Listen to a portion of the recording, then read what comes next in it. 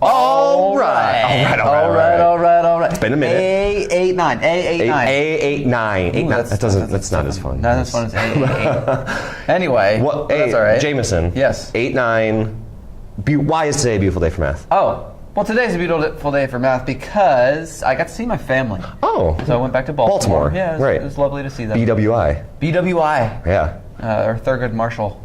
Oh, really? That's what they call it, too. Oh, that's good to know. I'll remember that. Anyhow. Fun fact. Why is today a beautiful day for math? It's icy out there, which made my ride interesting this morning. All right, fair enough. Interesting. All right, cool. Well, let's dive right in then. Zero product property. Yes. Which That's what we're doing. This is new, like adding this to the glue-in. Like, what is the zero product property? We always said the word without like zero product property. There. Yeah. If A times B. No, that's two different things. A times B equals 0. Yeah, okay. Then the A has to be 0, so 0 times whatever is 0. Okay. Or B equals 0. A times 0 equals. Okay, that makes sense. So. Or they're both 0. Yeah. 0 times 0. So one of them's got to be 0. Well, yeah. Or both of them. One of those, yeah. One of those little nuggets. Yep. A times B. And we're going to fill those A's and B's in with things. So yeah, in the context of what we've been talking about, let's notice that we have something times something. Right. Parentheses times parentheses. So there's the connection. Yep. So with a factored form. Brilliant. I guess first, we're graphing it. First we got a graph. So should I pull that up? Yeah, pull that up. I'm already going to know that we're going to enter this into y equals in our little calculator. Okay, see? Right in there, yeah. Let's turn that contrast down. And then I know I'm going to have a point there. -1. Okay, so x plus 1, x minus 3, graphing it. This process is old hat. I go up until I can't graph anything. 117, can't do it. Go down. There's my first single digit. So that's what Brother Jameson is grading right there. Grading? Graphing. Grading? Grading? Oh, that's, I guess, Did you fall in Freudian slip. Freudian slip. Grading. Okay, so we're good. We got it. Okay, sweet. Awesome sauce. Graphed it. All right, and then it also asks for the x-intercepts. That was actually the first thing I graphed. You want to knock So those right out for there's the x-axis, there's one of the intercepts, and then there's the x-axis, there's the other x-intercept. where it crosses, yep. So, okay, I guess, I don't know, start from left to right. So there's one back there at -1. Yep. X is -1. So, that's hard to write. -1, 0 is one of the x-intercepts. Yep. And then, see, there's one right here. 1, 2, 3. 3, 0. Brilliant. Perfect. Awesome. So what the heck? What's that connection? So let's x-intercepts. Okay. So from this problem to this problem. Same problem, except we're not using a graph. So we're going to use solve for x using the zero product property. Product. What does product mean again? Multiply. Multiply. Okay. Multiply. Zero product property. And notice, like, it's the same problem, but the y is now a 0. Yeah. The y is 0. So look at here. The x-intercepts. The y is 0.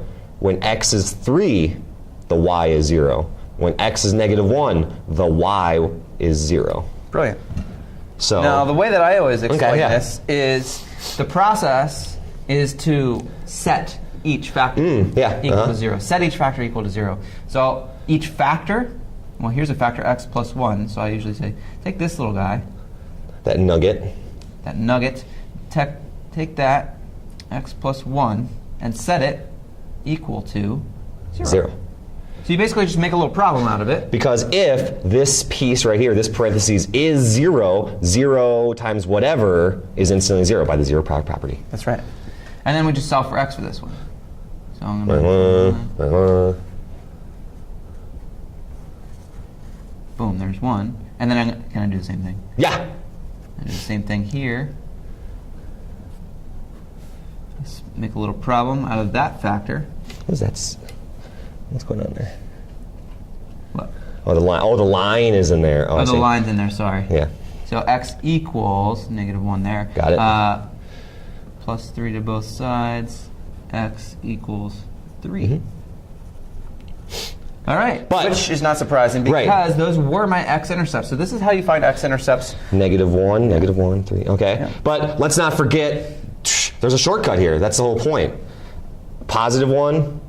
-1. Yep. -3, +3. Yeah. So it's just the opposite. And this is There's the y. work behind. That's the y. That is the y. So Jameson, I'm a little skeptical this morning. It was icy. I don't trust things are not what they seem. Let's check our answer. Let's make sure Check that your answer. works. All right, yeah, let's so just do what we always do, is let's plug check stuff back in. one. Let's just pick one. Let's pick the x equals 3. Yeah, let's pick 3. Whatever. So we're going to pick x equals 3. And X we're gonna is 3. Plug it back into the equation. X is 3. So I don't know. Maybe I'll rewrite the equation too. So here's the solve for x problem. Got it. Equals 0. But apparently if x is 3, it makes it true. It makes it equal to 0. So let's check. X is 3. So instead of the x right here, I'm going to put the 3. So 3 plus 1. And then 3. X is 3. Got it. Got it. Got it. Got it. Got it. So then 3 plus 1 is 4. That's not 0. 3 minus, 3 minus 3 is 0. 0 equals 0. You got it? Yeah. So whenever you have a multiply times 0, you get 0. So that works. Yeah. And then the -1 would work too. You can kind of see it. If -1 Yeah. plus 1, that would be a 0. And then that would all do the same That's thing. it. Yeah. Cool. Sweet. So, okay. That's just one of them. You could check the other one if you wanted to. So, what the heck? So, I guess the setup is it's really easy. Solving for x is really easy if it's factored already. Yes. Blah times blah. Okay.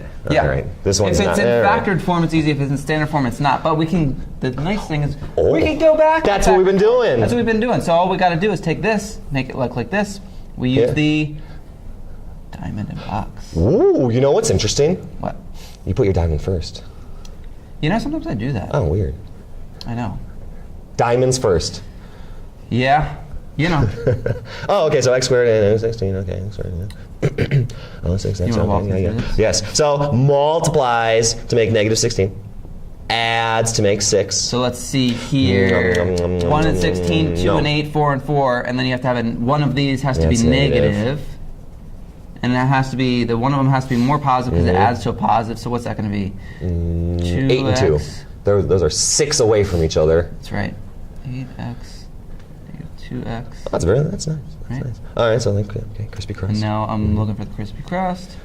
If you don't know what I'm doing right now, you should rewind back to one of the other videos where we fully in-depth explain all Absolutely. that. Now All I'm right. going to write it in factored form. Oh, I see it now. Hopefully students can see, like, look how useless this is if you don't write it in factored form, Right. which is what our Yeah. point earlier, That's the because whole we point. need it for this. That's I see it. That's why you need to be able to I say, see it. hey, Yep. oh, X this plus is what I really 8, want. mhm. And now this is like silly easy. Yes, It's almost it is. done. Silly easy. Should I just So keep going? Or? let's finish it. Can we Go for it, go yeah. shortcut? So x plus 8. Yeah. So from here, if it's plus, it's the opposite. So x equal -8. Done. Finished. And then x minus 2, so positive 2. Yep. Done. I'm just going to add 2 to both sides. Just remember, 2 minus 2 is 0, so 0 times whatever. And then -8 plus 8 makes 0. Boom, done. Yep. 0 product property. Perfect. That's how you do it if you've got an x squared and an x. However, Oh. if you're trying to solve for x by getting That x looks different. alone, That looks different. you just have the x squared. You don't have that little x piece. It's missing the 6x, yeah. Yeah, it's missing something inside. And so we're going to do something a little different to solve this problem. Solve for x. Okay, so let's get the x's alone. Which So let's just start off by getting the x squared alone, and then we'll work with the x squared. Yeah. So, okay, so that would be plus 16. That's a really weird angle. The angles, plus 16. All right, good. So, okay, so then 16 makes those cancel. So x to the second power equals positive 16. All right. So now I usually ask, what's the opposite of x squared? Ooh, square root. Right, exactly. Yeah. So we'll take the square root of both sides. to get rid of the x squared, because I want to solve for x, he's taking the square root. Square root of both sides. Right. So x to the second power and the square root, those cancel to make x equals, or they neutralize themselves. And we're looking for two things that multiply times itself to give us 16. Now, you might not know, but the x squared button is right here on the calculator. If you notice in blue, I do notice that. it's got a little square root button. True. So to get the square root, we do second, and touch this, and this will pop up on your screen. All right. So the square root of 16. 16. And I 4. get 4. Aha. Because 4 times 4 is 16. But, However, so x squared. So 4 times 4 is 16.